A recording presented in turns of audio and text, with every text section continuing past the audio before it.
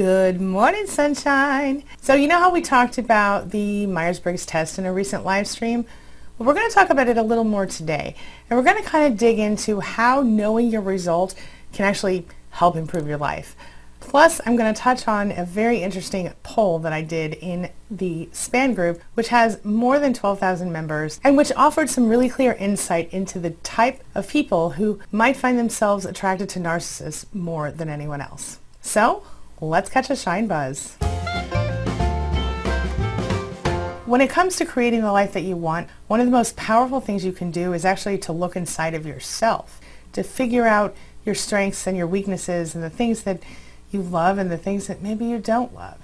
Now, a lot of people can just do this without any sort of outside help, but oftentimes survivors of toxic relationships find themselves doubting everything. They think they're supposed to be whatever they were told by their narcissist or their parent or whoever, and then they don't really know what they love. And if they do know what they love, they push it aside and, well, they think about other things that they think they're supposed to think about. But now the internet offers us this amazing opportunity to test ourselves at home for personality types and many other things. I mean, the fact is, if you want to know a little more about yourself, you can spend as little as 15 minutes taking a test from your bed if you want. And that test might give you really tremendous insight into who you are. I mean, I know that when I took the MBTI test, I absolutely was floored at how incredibly on point the results were. Of course, you learn about both the positive and the negative things that make up your personality. But here's the good news. Once you figure that out, you have a whole bunch of data you can work with. And this data is interpreted for you in ways that you can actually take that information and use it to create a life that you want. Because you can work on A, changing the negatives, and B, working around the negatives. You know, I always say we need to make allowances for ourselves. And what I mean by that is that oftentimes we're beating ourselves up because we find ourselves maybe needing a little time alone, or we find ourselves feeling overwhelmed by something. And in reality, if we just make allowances for ourselves or work around those weaknesses, we can really improve the quality of our life just in that one way. For example, I need at least 1 hour a day where I'm not doing anything and not talking to anyone. I just need quiet alone time to sort of recharge. And I think that's part of being an empath, but it's also part of having gone through a toxic relationship, because a lot of times we end up with our nerves feeling kind of close to the surface. And when you spend a whole day with people, or you spend a whole day working on something, and you know, sometimes you just need to decompress. At least I do. So when you spend some time working around the things that you have to, changing what you can, and even focusing on the positive things, that's like the very first step to creating exactly the life that you want. Now, the Myers-Briggs test was created by a mother-daughter duo who published the first official one back in, I think, 1943. It is heavily influenced on Carl Jung's work on psychological types. That work was published in 1923. The story goes that the mother and daughter conducted a study because the mother was always fascinated by personalities, and when the daughter got engaged, her fiance's different personality actually sort of inspired them to dig deeper. While it's been changed and updated over the years, the original questionnaire was published in 1943. The test was designed to determine a person's personality based on Jung's 4 dichotomies. And real quick, I'm going to take just a minute to kind of explain to you what each one is. Number 1, what type of energy you have.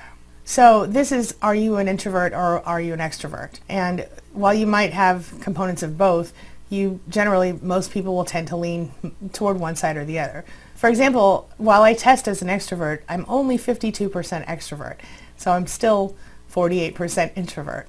So in general, extroverts are kind of louder, they're more social, they're more active, they're more enthusiastic, they tend to be happier. They might be more expressive with their feelings, and they might like to initiate activities, have parties, or throw events, things like that. Introverts, on the other hand, are more likely to stand back and kind of contain themselves. And a lot of times, rather than jumping into a conversation, they will wait for information to be given to them. And they can be really quiet, might prefer more intimate settings, and are generally not known to love small talk. Number 2, how you gather data. So this is about how you kind of figure out what's happening around you, how you see the world or perceive the world, how you understand the world around you. And in this case, you might be sensing or you might be intuitive. So a person who is the sensing type is going to be a more concrete thinker. They're going to be more practical, more realistic than the other type. They're going to be more likely to always do things the way things have always been done, as well as what they have experienced that works already. So if something has worked for a sensing person before, they're most likely to do that same thing again. Or if tradition dictates that this is the way we do things, a sensing person is going to most likely follow tradition if at all possible. However, when we're talking about someone who scores as intuitive, we're talking about someone who's more likely to use their intuition and their feelings to gather the data, figure out what's happening in the world around them.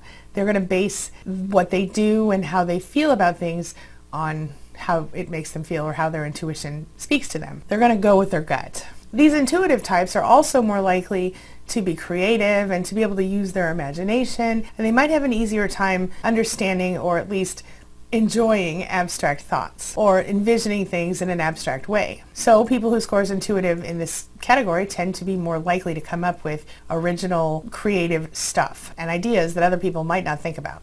Number 3, how you make decisions. So Jung believed that people made decisions either based on thinking or feeling, or a combination of the two. But typically we lean to one side or the other. Thinking people tend to be more logical and reasonable, people who score as thinking in this category. But on the downside, thinking people can be overly critical and sometimes a little hard to get along with. They do ask a lot of questions, and some people might find that overwhelming. But if you're more of a feeling decision maker, then you tend to base your decisions on what it feels like to you, or how your intuition speaks to it, or you just go with your gut. You might be more likely to use your empathy or your compassion and your general ability to accept people and things and situations. That's going to help you to make choices that align with who you are, which sometimes, if we're being honest, is a little too nice, a little too accommodating, and maybe a little tender. Number 4, how you live your life.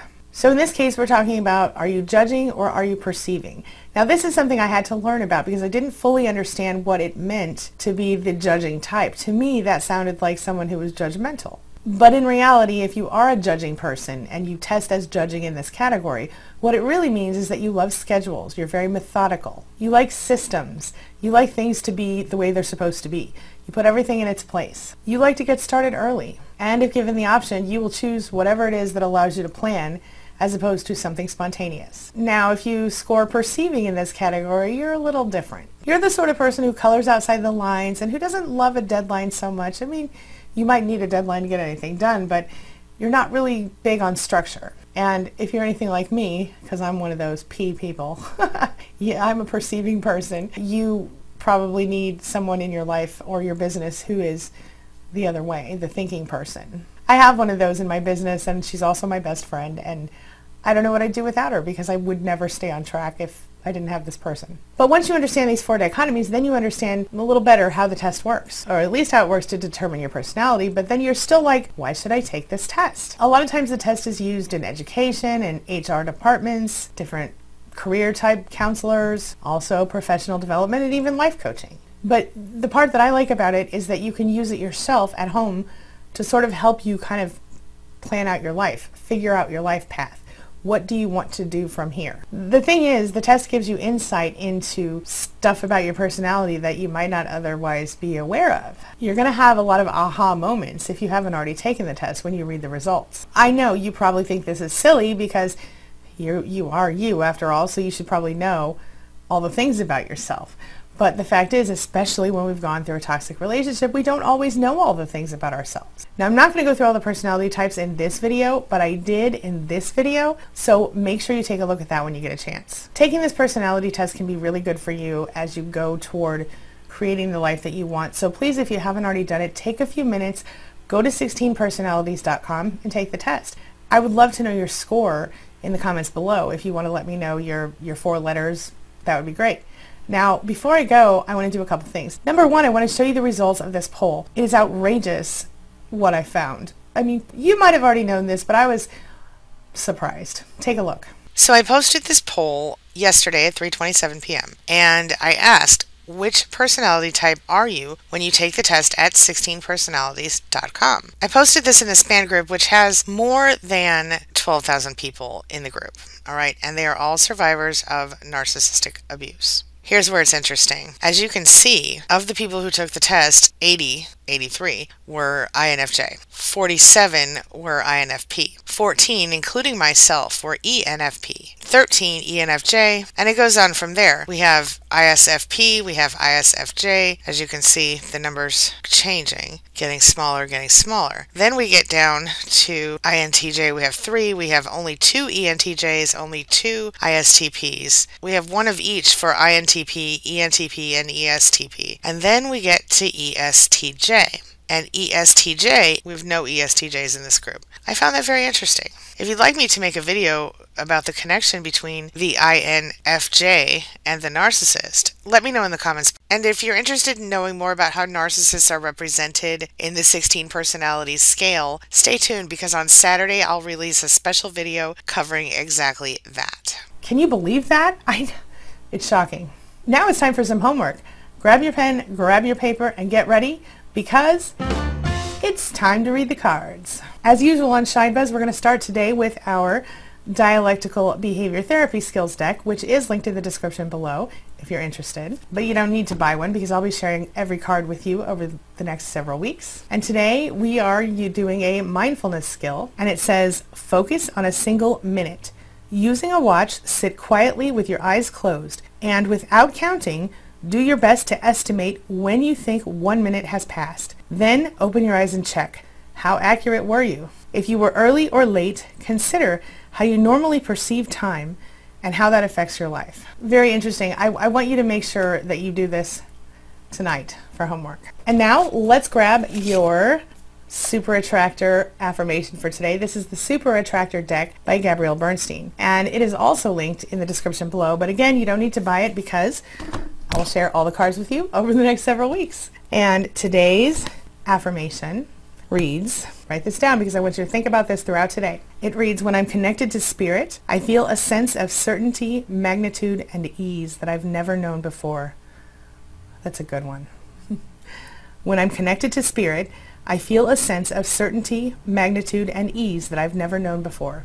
Excellent. And now it's time for the question of the day. And the question of the day is, what is your Myers-Briggs personality type? Share your thoughts, share your ideas, share your experiences, and your letters in the comment section below, and let's talk about it. And question of the day, number 2, did you know the thing about INFJs? Did you already know that, or did I tell you that? Because I might have heard it before, but I didn't really believe it until I saw it with my own eyes. A poll in a group full of survivors. Shocking. All right, that's all I've got for you right now. But as always, thank you so much for being a part of my day and a part of my life. And hey, thanks for letting me be a part of yours. It really does mean a lot to me. I'll see you soon.